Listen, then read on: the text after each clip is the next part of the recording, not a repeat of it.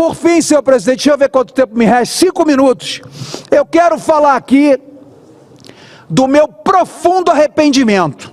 Eu quero subir essa tribuna com toda indignação, senhor presidente, que me consome, com o meu mais profundo arrependimento de ter depositado meu voto de confiança no Procurador-Geral da República. E vou lhes explicar o motivo. Quando nós escolhemos um PGR, o que nós esperamos dele, senhor presidente? Que ele encarne os princípios mais elevados de justiça, coragem, independência, respeito à Constituição e, acima de tudo, compromisso inabalável com a verdade. O que vemos, no entanto, senhor presidente, é uma postura de subserviência vergonhosa desse senhor, um desserviço ao Brasil e à Procuradoria-Geral da República, que deveria ser o bastião da legalidade e não uma peça dentro de um jogo político rasteiro, sujo e persecutório que vivemos hoje na República Federativa do Brasil. A denúncia contra o presidente Bolsonaro, senhor presidente, aceita pelo PGR vergonhosamente, é um atentado à lógica jurídica, à verdade dos fatos e à própria democracia. Nós estamos, senhor presidente, diante da consolidação de uma tese absurda, de uma tese de um crime e um golpe impossível.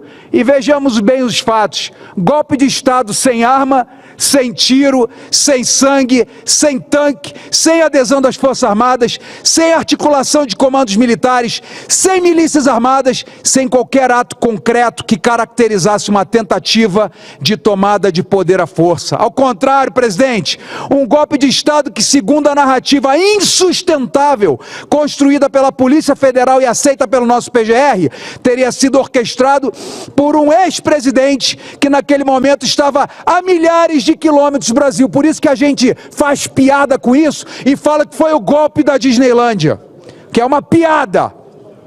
E sabe o que embasa essa denúncia, presidente?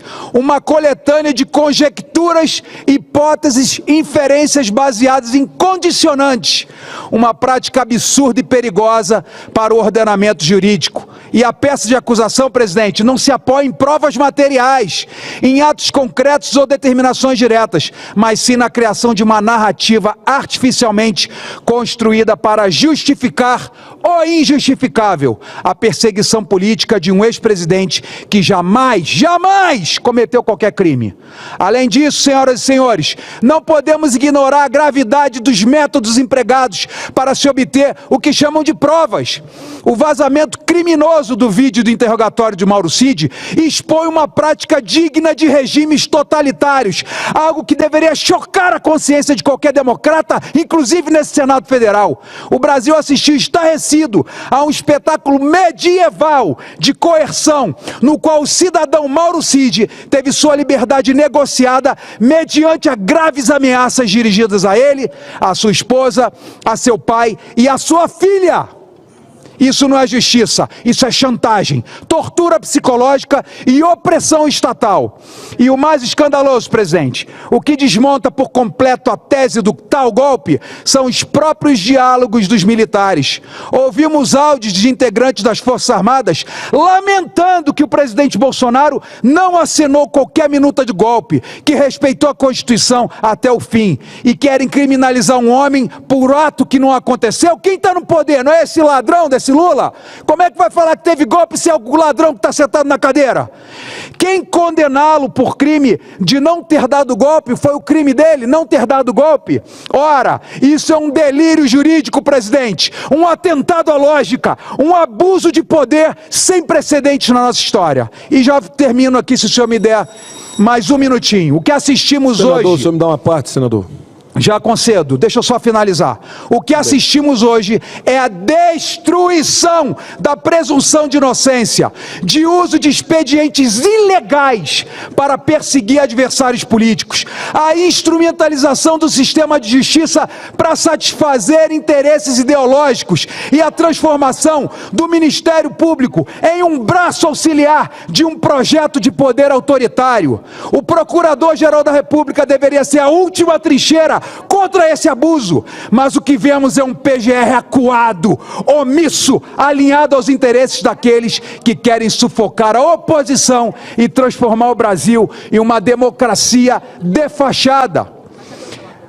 O senhor Procurador-Geral da República não envergonha apenas o cargo que ocupa, mas a figura do homem público e da pessoa física. Homens que ocupam posições dessa envergadura deveriam ter a espinha reta, coragem moral, compromisso inabalável com a justiça. E o que se espera de um Procurador-Geral da República não é servidão, mas é firmeza.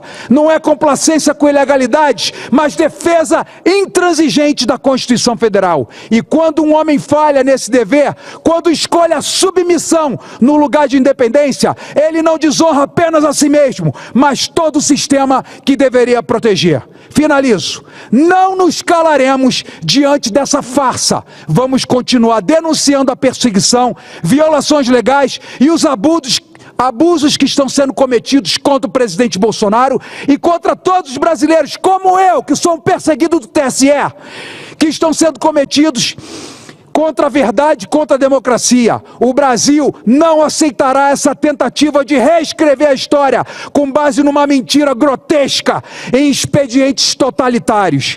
A história não perdoa covardes. E o tempo, presidente, se encarregará de expor aqueles que hoje, por conveniência, medo ou covardia, se curvam diante da tirania do ativismo judicial. Que Deus guarde e abençoe o nosso Brasil e que a verdade prevaleça. Senhor presidente, eu pedi uma parte,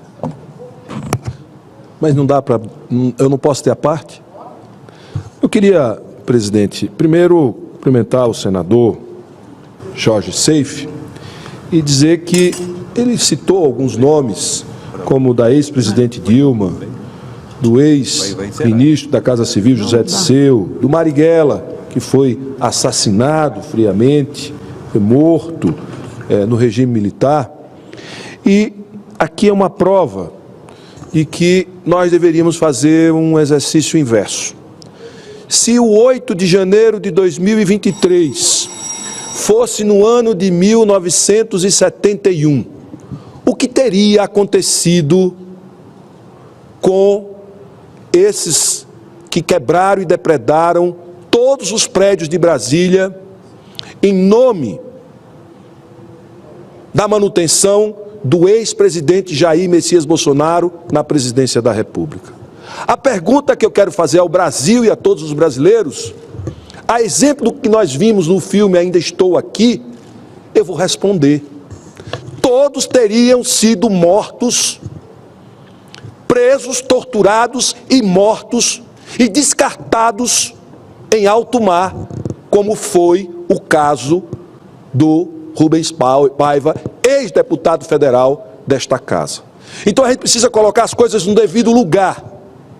Atentar contra a democracia, contra o Estado democrático de direito, contra as instituições é um crime. E a anistia, senhor presidente, que isso é muito grave. Chamaram aqui o presidente da República de ladrão, um homem digno, respeitável, respeitado no mundo inteiro. Isso não é uma forma de conduzir um debate democrático. Isso é extremismo. Isto é não querer fazer o diálogo para construir um país decente. Isso não resolve os problemas dos brasileiros. Isso não resolve o preço dos alimentos. Isso não resolve a crise climática que nós estamos dentro dela, cozinhando.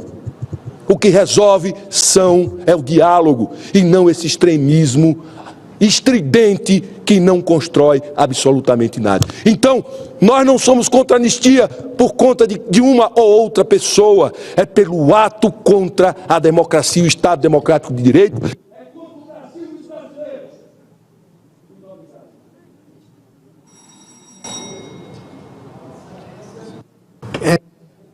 brasileiros. A palavra ao nobre senador Chico Rodrigues, e após a sua manifestação nós vamos dar início à nossa ordem do dia. Caro presidente, Humberto Costa. Gostaria de deixar claro que as opiniões e informações apresentadas aqui são de responsabilidade exclusiva de seus autores. Como criador deste conteúdo, não me responsabilizo por consequências. Pesquise e busque orientação profissional antes de decisões significativas.